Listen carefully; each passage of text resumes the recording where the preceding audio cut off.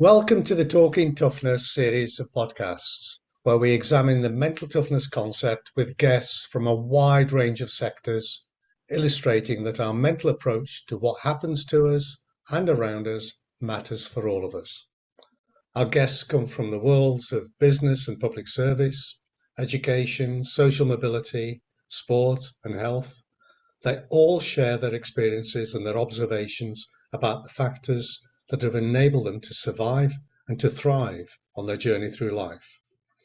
Many guests have gone further and incorporated the concept into what they do as coaches, trainers, managers, and leaders, helping others to thrive in their turn. Their experiences are valuable to those of us who strive to do the same. In this pair of podcasts, we welcome a very special guest in Dr. Maria Katsarou-Makin. Maria is the founder of the Leadership Psychology Institute, where she brings together a deep knowledge of leadership and all that this implies, together with 20 years of practical experience of working with leaders and leadership teams to create an approach which really does help those who are in leadership roles and those who aspire to leadership roles. All this is supported by her complementary interest in psychology and in executive coaching. Her work is rooted in an evidence-based approach, something we have noted in her dealings with this and which we very much admire. So we are delighted that she has joined us to share her expertise and her experience with us and with you. Welcome, Maria. It's a real pleasure to have you here. How are you today? Well, I do have a cold, which I guess tis the season. It's really great to be here. Thank you so much for the opportunity. It's really lovely to see you again, Doug, and really lovely to meet you, Peter. I'm at awe with your work. So I'm really looking forward to this conversation. Well, before we delve into that conversation, is there a Greek remedy for colds that we should know about?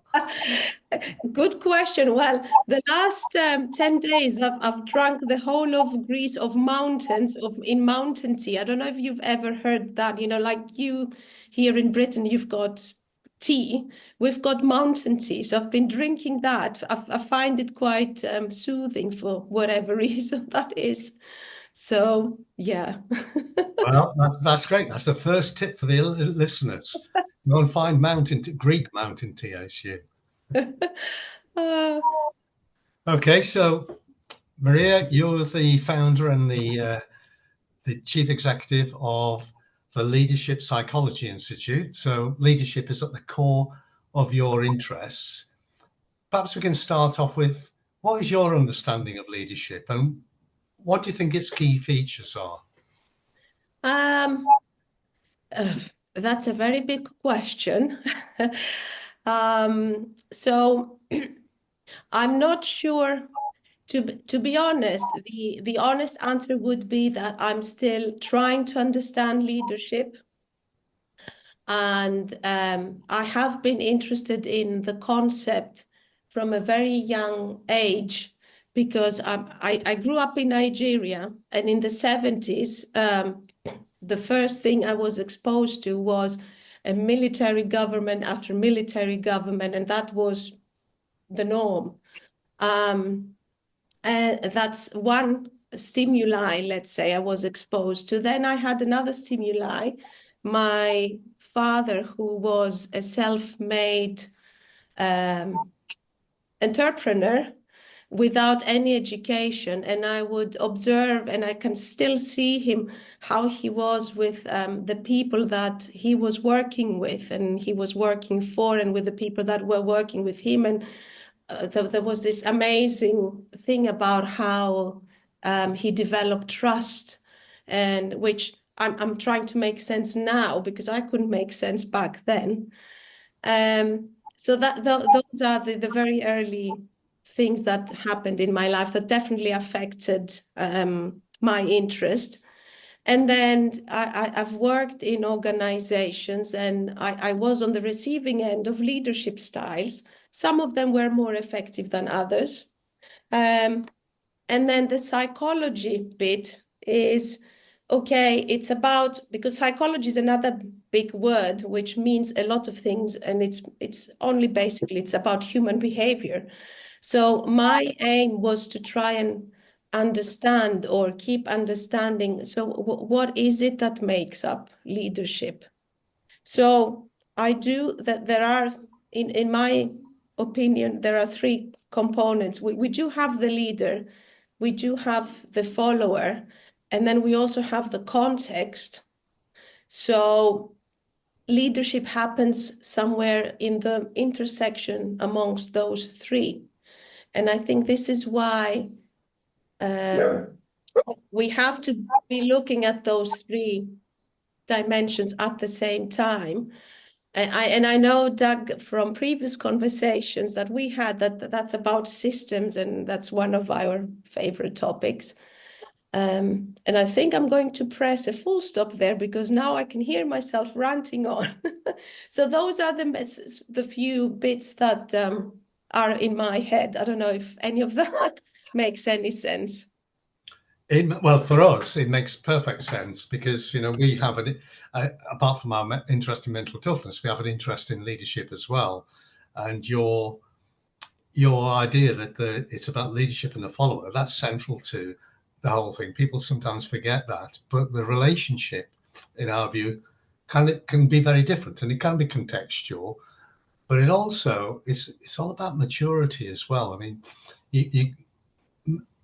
leadership has, I was going to say it's risen to the top of the agenda, but it's always been at the top of the agenda.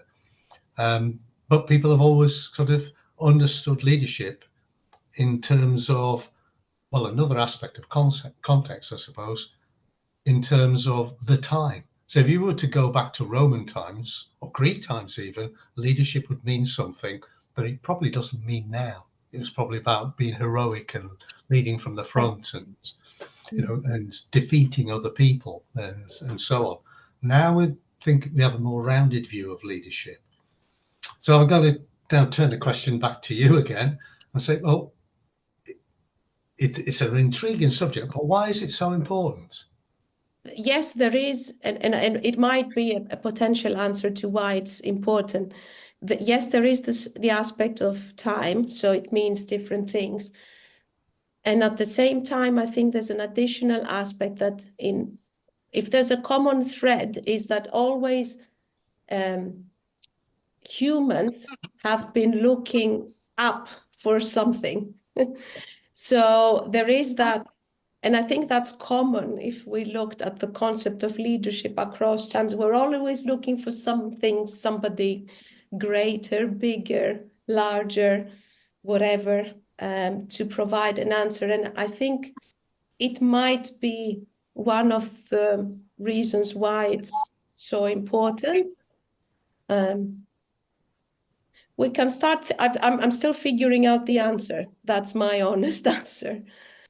That's fair enough. I was also thinking about your answer as I was asking the question. I thought, actually, there's a connection with what you described, because we tend to think of leadership as being a consequence of context. And context, maybe we might use another C word, and that's culture. But leaders shape culture. So leadership, is it shaped by culture or does it shape culture? And I think maybe that's why it's so important. I think we're beginning to understand that leadership isn't just situational, isn't just a product of its environment. Leadership creates an environment in which people can prosper. Yes, I will agree with that. And if there were a symbol, I do like visuals to explain things. I think that would be the DNA symbol, where it's sort of that there's no beginning and an end, but it's sort of an iterative process. So you can't really, it's a very say where the beginning is and where the end is. So in my view, that's what, if there were a symbol, that would be it, the DNA symbol. Would you call that a symbol, by the way, or am I? Well, it is a symbol, yes. And it's a great idea, actually, because I can't remember whether I ever told you, I started off as a biochemist. My original degree was in biochemistry, and we studied the helix, DNA helix. And one of the things that's often surprises people, people think of DNA as something that's fixed. You can't do anything away from your DNA. But actually, DNA evolves, and it can't help but evolve, and that's how evolution takes place.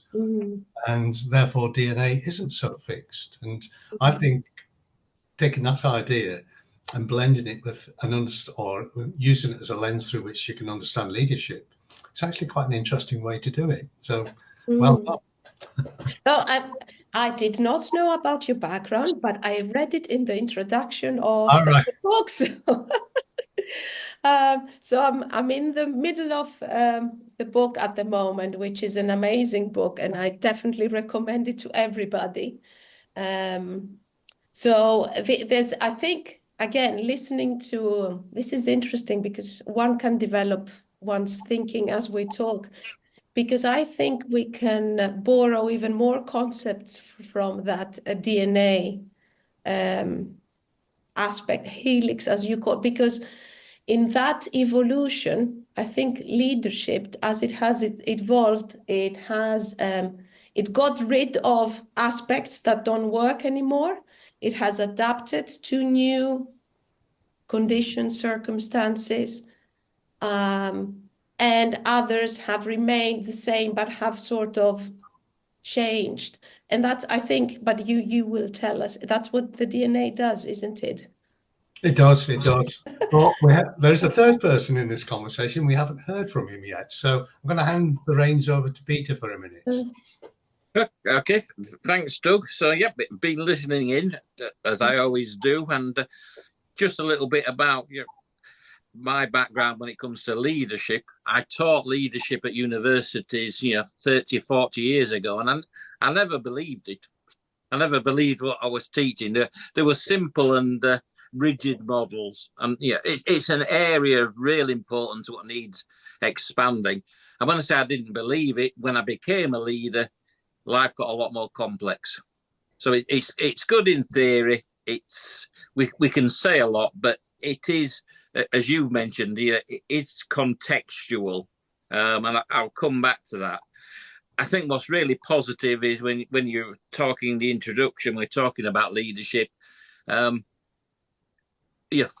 Followers tend to get excluded because there is no leadership style that works, I don't think. But I'm going to ask, rather than answer my own question. So you talked about, in the past, you've had some effective leaders and some less effective. Is there such thing as just either a natural leader, a good leader, a leader who can operate across a whole range of things? So looking back at your experience of being led when you had leaders, you said there were some really effective ones. What did they do differently than the not so good ones? I love your question, Peter. As you were asking me, I actually was able to bring faces into my head. And if I could think of those people, you know what? They were actually amazing, the human beings. They weren't doing anything special, to be fair. And it was more about the connection, about the connection, feeling heard, feeling understood. And you don't have to be a leader to do that. So I never thought of it in that way until you asked me the question. No, I think it's an important point that leaders are people too, and it is that personal connection. So that's why it sometimes works, sometimes doesn't work, and it's the same person. One of the things you started off on was you slipped in there, and I do listen about trust. You mentioned trust very early on, and when we talk about a human being, somebody you respect, trust seems at the from what you're saying, at the center of leadership. Is that your view? Yes, with a disclaimer here, because now because it's a very generic word, so it depends what one means by trust. Yeah. And I'm sure if we asked ourselves here, what's the definition of trust, we would probably have 3 different definitions. And then, of course, we also have the concept of psychological safety, which is larger, and it can include trust and so on and so forth. So trust, yes, and trust is something personal, because what might break trust for me might be different to what might break trust for you. There are definitely cultural differences, going back to Doug's point about cultures. So it's not a simple concept. And I remember when I was trying to find a definition for trust, when I was researching teams, I found as many definitions as there were authors. I thought, okay. Yeah. No, absolutely. I think we'd all agree. Trust is a personal concept. It's a tricky concept. We do some work on it, but it is hard. Yeah, it is really hard work to get to the bottom of it. So before I hand back to Doug, we like these discussions, and it's prompted a thought in my head. So you talked about the leaders whose faces flashed into your head. You described as human beings, and it's the human qualities. So do you have to? Here's a question. I don't know the answer, because I'm asking myself this as well. So you look back and you think they're a great leader. Do they have to be a great leader that they've achieved anything or run business, or is it something is it about the inspiring or something you look up to, or do they have to be good at producing widgets or it's going to be a balance, but to try and paraphrase what you're saying, it's to you, and it's the humanity bit. That's the leader, and then the business bit after. Yeah, I'm sorry if I'm going to use my dad's example again. And yes, I was a daddy's girl, I have to admit. Plus, I lost him last year, so it's quite raw. So and I used to admire him a lot. And the reason I'm using my father is because he wasn't educated. He never managed to finish school. He came from a very poor family, and he was a plumber. So and that's why so he didn't have any education or any somebody to mentor him or coach him or whatever and tell him what he needs to do. And if I look back now with what I know, humanity was the first. He was quite tough, because he was tough with me as well, by the way. He was tough but fair. Humanity was number 1, and he was producing results. So together with his 2 other partners, they did have a successful company at the end of the day. So it's, as you say, there has to be a balance. Yeah. No. I'm sorry to hear about your loss, and there's certainly nothing wrong with being a daddy's girl. Absolutely. Let's go for that. But so you've got something like, there's this X factor sort of element, plus the ability to do the job. Yes. And that's a bit we're interested in, we explore, and I think about. And it's hard to define, but absolutely, it's about personal examples, and it's about experience. You could show somebody who was a good leader, but actually training them and teaching them, it's something else. Yeah, you can do planning, you can do balance sheets, you can do meetings, but there's that missing bit, isn't there? There's that bit there which you think, I don't know if you can ever define it or bring it on. So my last bit of the question, I'm going to push, and it's more of a discussion when the question is, can anybody be a leader? Because my daughter's a singing teacher, for example, and the idea that everybody can sing is just clearly wrong, because I can't. So are there some people who just shouldn't be in a leadership role, or can I could speak? Can people function in it? They don't have to be good at it, or are there some people who it's not for them? From your experience, what do you feel? Is it everybody? Can everybody do it? Most people do it. Some people do it. And again, there's this paradox. So and before answering your question, again, what some of my coaching clients, and these are organizations that we all know of, if the organization is successful, in other words, they achieve the budget, the P&L, and so on, and if the leader is sort of, let's say, tough, but they achieve results, that's fine. The minute the numbers are not coming in, suddenly, that's when we start looking, let's look at their behavior. So I find this paradox really, really interesting, that if everything goes to plan and we achieve whatever we want to achieve, nobody's looking at what's going on in there. But we start looking at the how once, the things are not going as expected and the numbers are not as they should be. So that's one of the paradox I keep coming across for many years, actually. Should everyone be a leader? The fast answer is no, but the long answer is it depends what we define as a leader. Again, yes, absolutely, So, yeah. And I think we've established in the conversation so far that leadership is just a bit tricky to define, to operate, to develop. So, but that's good. I mean, that's why we need a bit of depth. I go back to my 80s teaching, and it was just too simplistic. Because when you're in the position, it suddenly breaks down. I can have all the models in the world, but when there's somebody sobbing in front of me, I have to have a plan B. So I'll hand back to Doug now, and remember, you can ask us questions as well. We like to get involved in the discussion. So if there's anything we can do, let us know. But I'll give the time back to Doug at the moment. Sure, thank you. Okay, so I'm going to pick up on that last conversation because you've spoken about a number of things, and I really like the phrase that Maria used, that when things are going well, nobody is looking at what's going on in there. So to me, that ties in with something that we've been looking at for the past 2 or 3 years. We talk about the leader and the follower, but there's a relationship between the leader and the follower. And we broadly describe that as motivation, but there's different ways of motivating.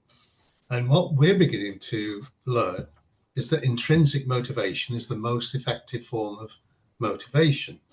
And I think that's if I was asked to explain Maria's phrase, nobody's looking at what's going on in there, I would explain it in terms of intrinsic motivation, because intrinsic motivation is about the enablers, not the outcomes. If you do all the enablers well, you'll get the outcomes. Maybe not today, but you'll definitely get the outcomes over time. So in the last 12 months, one of the things that has kind of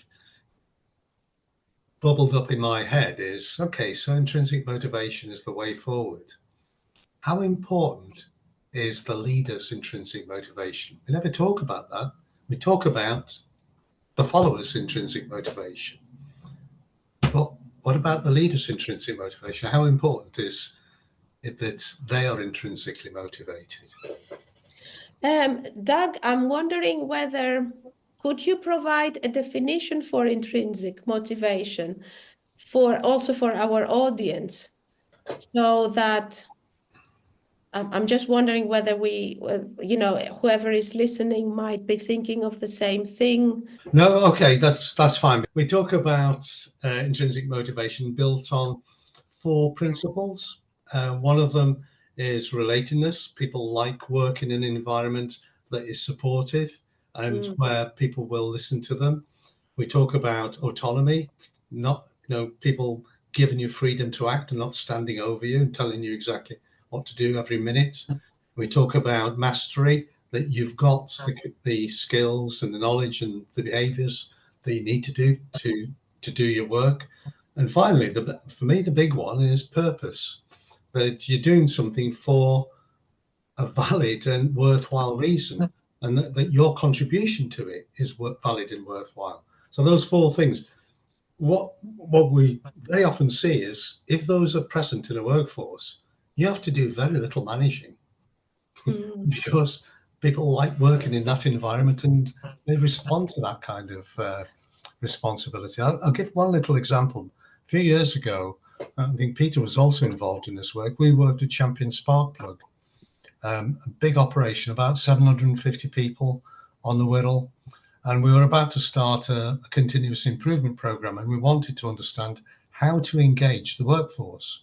And it was run on very traditional lines. There were managers and there were employees. And the managers told the employees what to do. And right at the start of the program, the chief executive, who was a good friend of mine, did something interesting. He did a poll. He carried out a poll. He wanted to find out what his employees did outside of work. And about a third of them, 250 of them, were involved in things like running Meals on Wheels, organising scout groups. So these 250 of his employees who were basically not being encouraged to think in the workplace, outside of the workplace, were doing things that were managerial in nature, but they weren't being allowed to do this in the workplace. And so we tapped into that, and the response was stunning, Amazing. So that's the way I would describe, very simply, intrinsic motivation. But I'm beginning to look at the leader and think, well, if the leader isn't intrinsically motivated, what does it mean for the way that the leader connects with the followers? Yeah, and these are, if I put my psychology hat on now, these are very fundamental human needs, basically. And we do know if there's a lack of purpose, there's usually where there are mental health issues, usually there are people who don't have a purpose. And it's the same with an organization.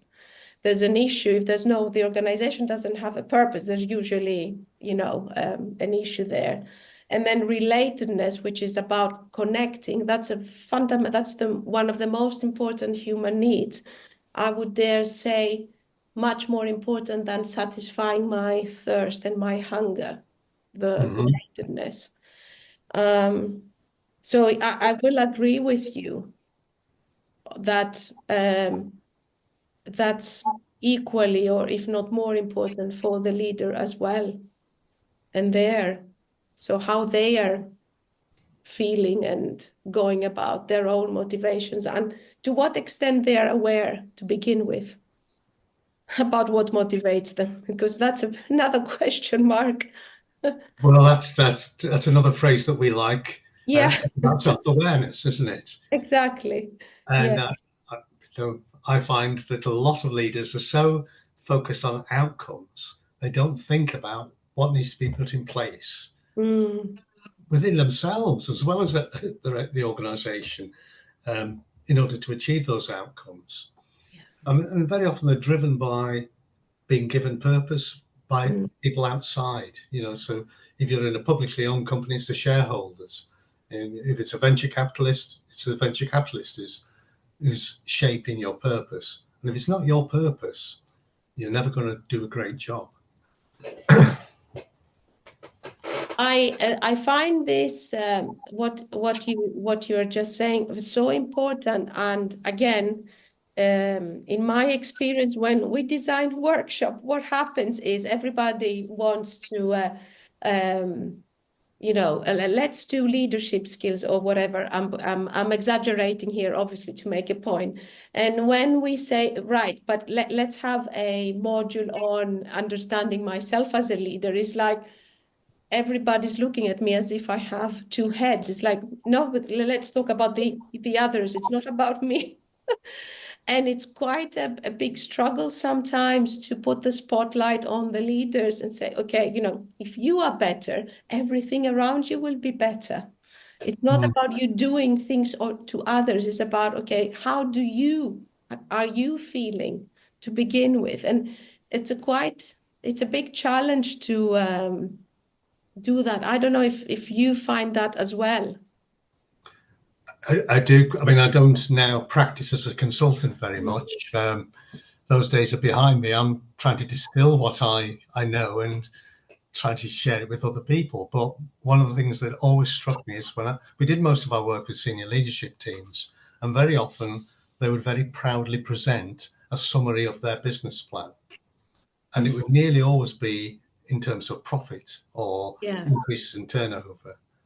And I would just ask a few questions. Is that really what you're about? Mm-hmm. Are you going to tell your customers you're here to make a profit? Because they're not going to get excited about that. And they would look at me kind of blankly, and then bit by bit, you kind of take them through a conversation and say, look, you have a purpose, and a byproduct of that purpose, if you do it well, is you will make a profit, and you'll maybe make your desired level of profit. Yeah. If you're not doing something that matters to you, to your stakeholders, nobody's going to buy what you're making. And so we began to use the balanced scorecard approach and say, okay, what are you really here for? What you need to put in place. So back to the idea of enablers shaping the outcome, but the outcome, if we had John Perry here, he'd be talking about different stages of outcome. Some outcomes can lead to other outcomes. Some outcomes are actually enablers as well. So I think when you're talking about leaders, it's slightly different to leadership, isn't it? A leader is like a super manager in a way, and they have to work to some targets, very often given by other people. What they've got to do is to be able to turn those targets into something that will mean something for everybody that's going to be involved in delivering those targets. So for me, purpose is quite important. Peter, can you remember? It's now irritating me that I can't remember the researchers who first sowed the seeds of. Well,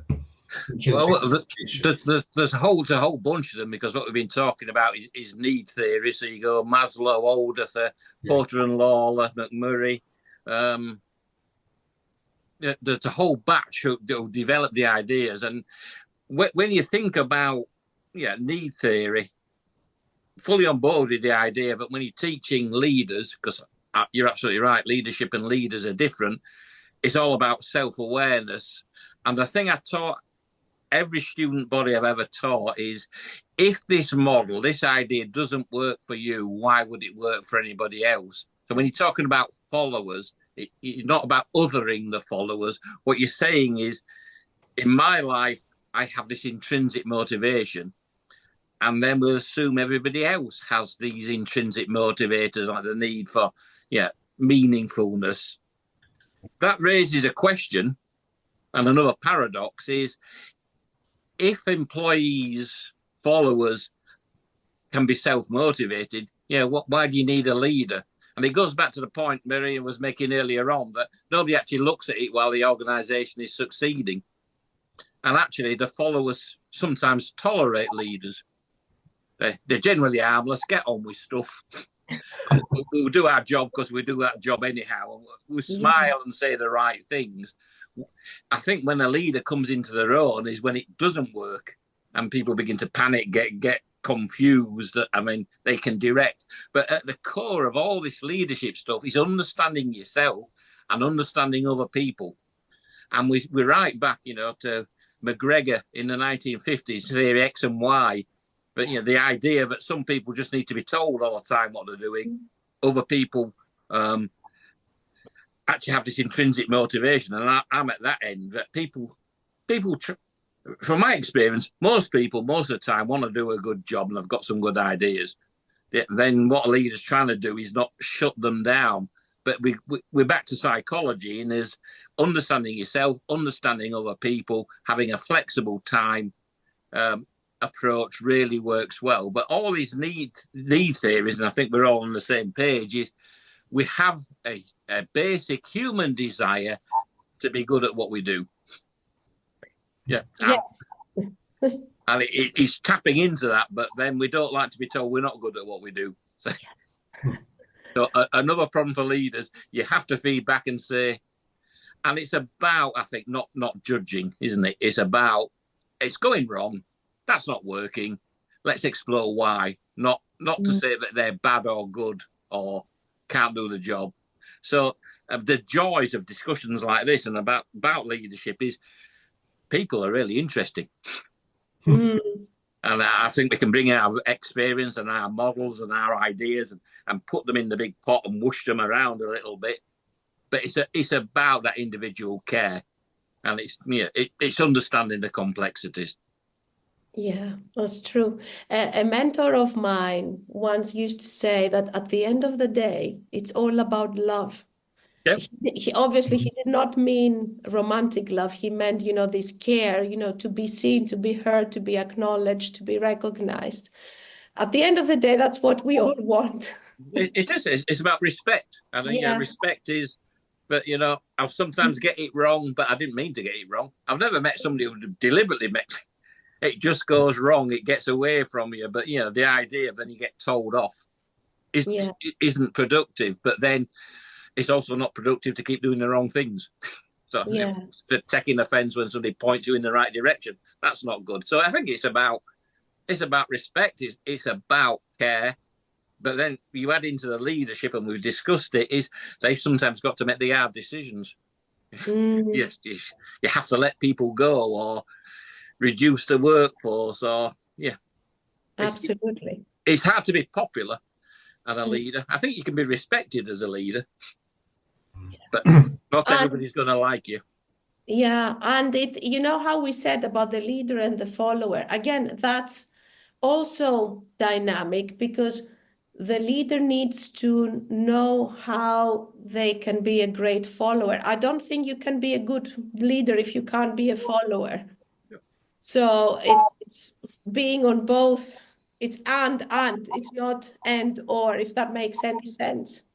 Do you think that means that you have to be capable of being a follower, or do you mean they must understand what it means to be a follower? I'm not sure how I mean it. I also see it in coaching and therapy. So I will borrow experience from those areas as well for a minute. So, when you want to become a good therapist or a good coach, I believe you first need to be you need to know how to be a good patient or a good client. Otherwise, you can't become a good psychologist or therapist or coach or what. You need to have been in that space. Right. That's my view. I may be wrong, but I've seen people who want to do just, I want to coach, I want to lead, but that if you ask them to be on the other space, they don't want to do that. So there's clearly something not. Right. Does that make sense? Well, it does, but I mean, I get into a lot of discussions about the difference between empathy and compassion, and I'm a great fan of that book by, I've forgotten his name now, I forget names all the time today, Against Empathy, The Case for Rational Compassion. And it's one of the top 10 books in the world of psychology. It isn't what it sounds like. It isn't actually criticizing empathy, but in the book, he makes a subtle difference between the two. He says, empathy is understanding or I feel what you feel. In compassion, it's I understand what you feel, but I don't feel it. And he argues that at different times, those different approaches will work. And for instance, he suggests that in certain settings, if I feel what you feel, I become the patient as well. Yeah, I could not agree more. Absolutely. Yes. Yeah. And yet in the world of coaching, there is this kind of fad, a popular myth that you have to be empathetic to be a coach. And I'm saying no. You have to have empathy, but you don't have, it's not black and white. You have to be going in and out of the process. You cannot fall in love with the story, because then you've that's too much empathy. So you can't have too much of a good thing for sure. That's the second time you've mentioned love. That's a really interesting theme that you're developing here. I wasn't conscious of it until you said Well, no, I had a friend who once told me that the Greeks had 9 different definitions or different forms of love. So now you catch, I have no idea which those are, to be honest. I'll look it up and I'll send it to you.